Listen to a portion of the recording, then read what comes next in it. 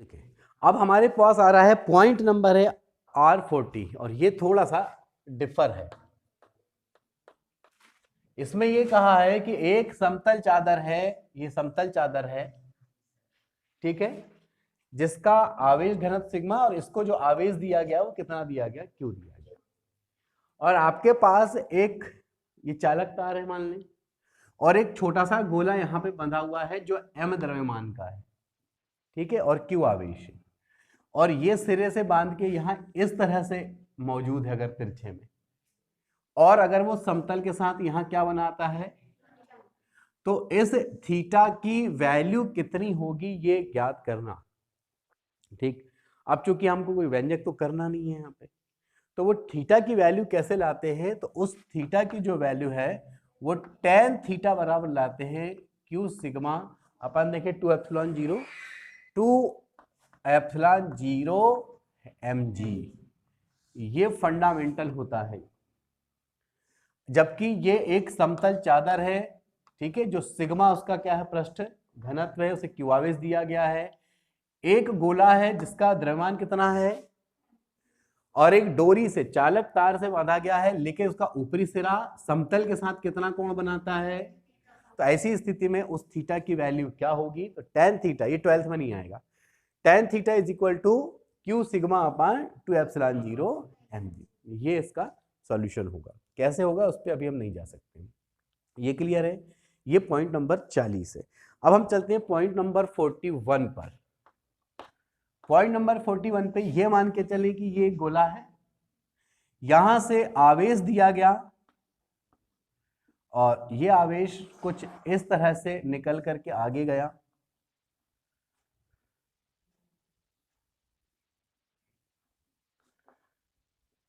और इसमें ये P है, ये Q है, ये R है और S है। यदि किसी चालक को आवेश दिया गया है, ठीक है, और ये में से निम्न में से कौन सा मार्ग सही होगा, PQRS में कौन सा मान सही होगा ये बताना है। तो यहां पे सही होगा कौन सा वाला, ये वाला। क्यों, क्योंकि इस यही एक ऐसा है जहां अंदर नहीं गई, देखो, जबकि सब में आड़ी तिरछी से मतलब नहीं, वो अंदर गई है, और जबकि ऐसा नहीं होता, वो जब देते हैं तो पूरे कहां पे हो जाता है, पृष्ठ पर होता है, और यही एक ऐसा है कि देखो बीच में नहीं दिया, तो उसमें आंसर कौन सा होगा तुम्हारा, फिर एस वाला होगा। ठीक है, तो ये है इस अध्याय की पहले एक समरी। अब बात आती है इसके न्यूमेरिकल की, और आप बहुत अच्छे से जानते हैं न्यूमेरिकल बनाने के लिए दो चीजें जरूरी हैं। सबसे पहले उसको अप्लाई करते बनना चाहिए, सबसे बड़ी चीज है, और उसके बाद आपका फिर कैलकुलेशन पावर कैसा है वो आप पे डिपेंड करता है।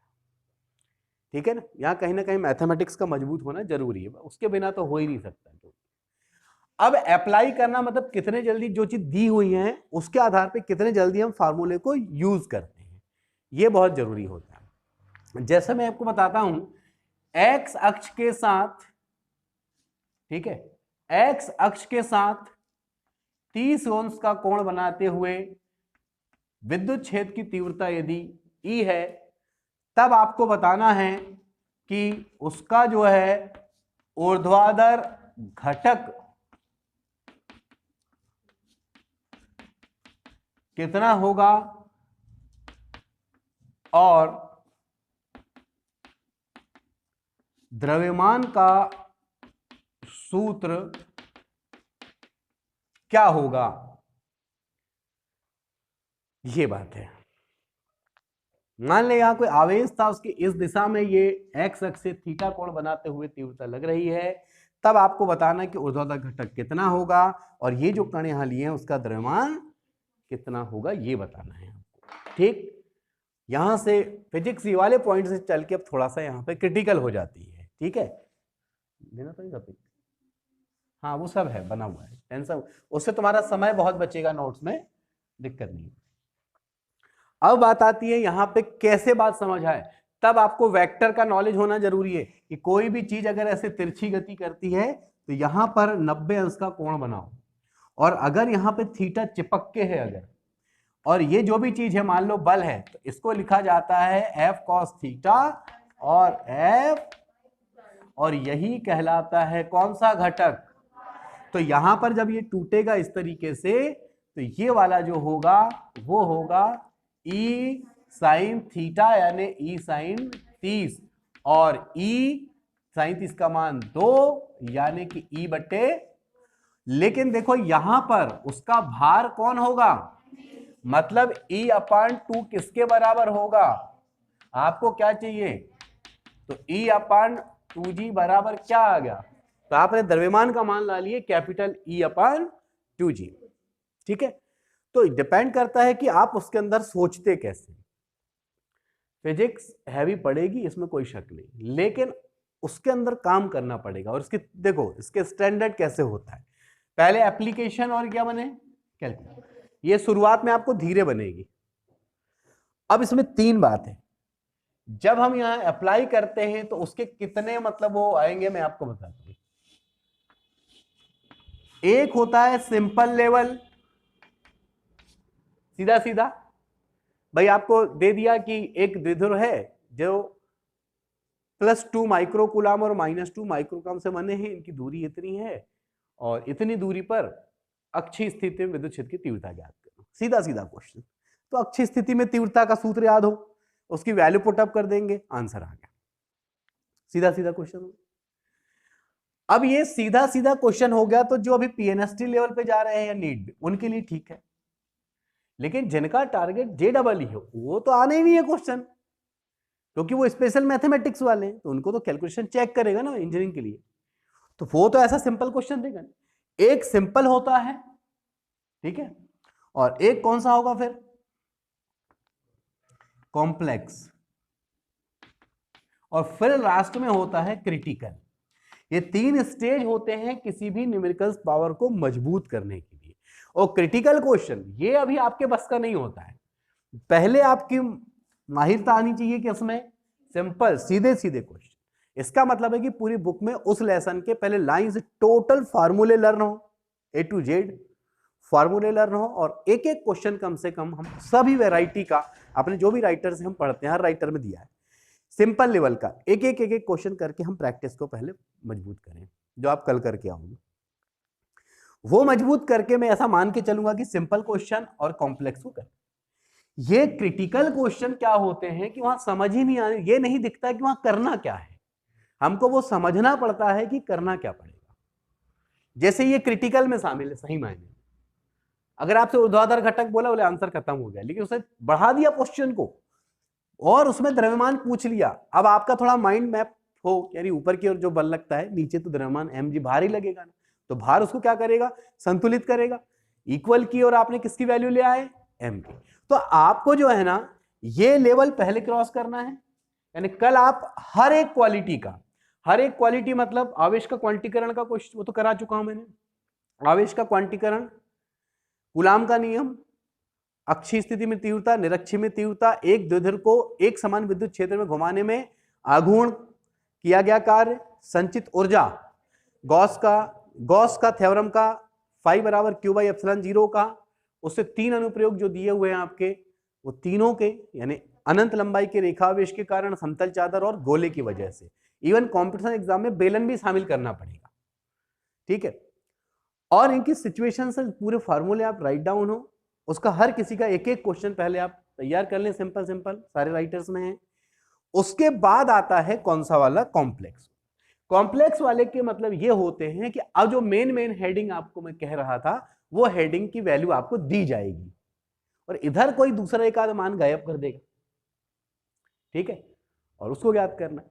फिर क्या करेगा, इन दोनों को मिलाकर के जो नए बनेंगे वो होते हैं क्रिटिकल। तो यहां तक पहुंचना आसान नहीं है, स्टेप टू स्टेप। जैसे अभी आपने बेसिक कोर्स किया, बेसिक के बाद आपने देखे कि क्वेश्चंस हुए हमारे छोटे छोटे, वो क्वेश्चंस होने के बाद आप कदम रखेंगे सिंपल क्वेश्चन पे जो आपको कल करना है, फिर आएंगे किसमें, कॉम्प्लेक्स पे, और फिर इनको मिला के किया जाएगा क्रिटिकल। और ये क्रिटिकल जब होने लगते हैं, यकीन मानो कि पूरी ईमानदारी से जिस भी स्टूडेंट ने किया इस पूरे काम को, ये पूरा लेसन जो है ना, मुश्किल से बताऊं 5 मिनट के अंदर वो रिवीजन करके फेंक देगा। और 12th लेवल के जो नॉर्मल क्वेश्चन है वो तो ऐसे चुटकियों में बना ले ना, भरोसे के साथ।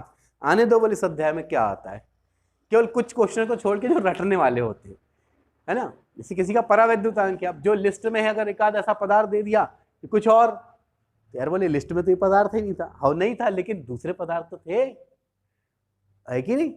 तो जैसे वायु का एक होता अपने को पता है, और वहां एक ऑप्शन दिया और कोई और पदार्थ दिया, तो बोले एक तो हो ही सकता उसका, तो पहले वाला ऑप्शन क्या है। अनंत भी दिया, बोले धातु का होता है ये तो, अब बचे दो। तो आपको ये माइंड लगाना है कि वहां पे कोई माइनस तो नहीं दे दिया, माइनस वाला कभी हो ही नहीं सकता, क्यों, तो बचाओ कि एक और, बोले अब ये आंसर होगा। यानी हर बार आप सोचते हैं कि जो इतना हैवी स्कोर जाता है कि उसको परफेक्ट पता होगा। एक स्टूडेंट जिसका कि मान लो हाईएस्ट पूरे नीट में 95% होगा, लेकिन उसी स्टूडेंट्स को अगर हम 4 ऑप्शन नहीं देते, 1 लाइन का आंसर दो, 1 लाइन आंसर खुद लिखो, तो यही मुश्किल से ये आ जाता 80% पे, हाईएस्ट 80 पे आ जाता, 85 वाला और डाउन हो जाता। क्यों होता पता है, यहां नेग्लेक्शन रूल्स आपको फायदा देता है। नेग्लेक्शन रूल्स का मतलब कई बार उसका क्वेश्चन आपका जवाब आपको नहीं पता होता है, लेकिन आप जैसे कोई कैलकुलेशन है, कैलकुलेशन में कहीं दिख गया कि यार 1 पॉइंट समथिंग आ रहा है, आप पूरा हल करने बैठे हो, तो बेवकूफी नहीं हो सकता कहीं 1 पॉइंट समथिंग, कहीं 3 पॉइंट समथिंग, 4 पॉइंट समथिंग, जब दिख गया 1 पॉइंट समथिंग और बाकी में 1 आ ही नहीं रहा, तो हल क्यों कर रहे हो। लेकिन जब आपको 1 लाइनर आएगा, आता नहीं है बता रहा हूं मैं, 1 लाइन का, तो आप पूरा काट पीट ये वो करोगे ना, टाइम भी जाएगा, और तब जाके आपका आंसर, तो आप वो 95 वाला 80 में आ जाता है। तो ये 15% बढ़ता है ना, ये नेग्लेक्शन रूल्स के आधार पे बढ़ता है। ज्यादा स्टडी करने का मतलब ये होता है कि ज्यादा चीजों को हम जान रहे हैं ना। हो सकता है कि हमको जो क्वेश्चन दिया परफेक्ट नहीं पता कि यही है, लेकिन ये पता है कि ये क्यों नहीं है, और इससे कम से कम हमारे 2 ऑप्शन तो पहले खत्म हो जाते हो, 2 में फिर हमको चुनाव करना पड़ता है, और उसमें भी प्रेजेंट माइंड लगाओ तो कहीं ना कहीं वो चीज आ जाती है। बाकी ऐसे बोलोगे ना कि 95% बनाना है और 1 मिनट में 1 क्वेश्चन हल करना है, ऐसे आसान थोड़ी ना है। वहां गणित में भी ऐसे ट्रिक्स लगेंगी, तुम लंबा लंबा दिए जा रहे, ऐसा है ही नहीं।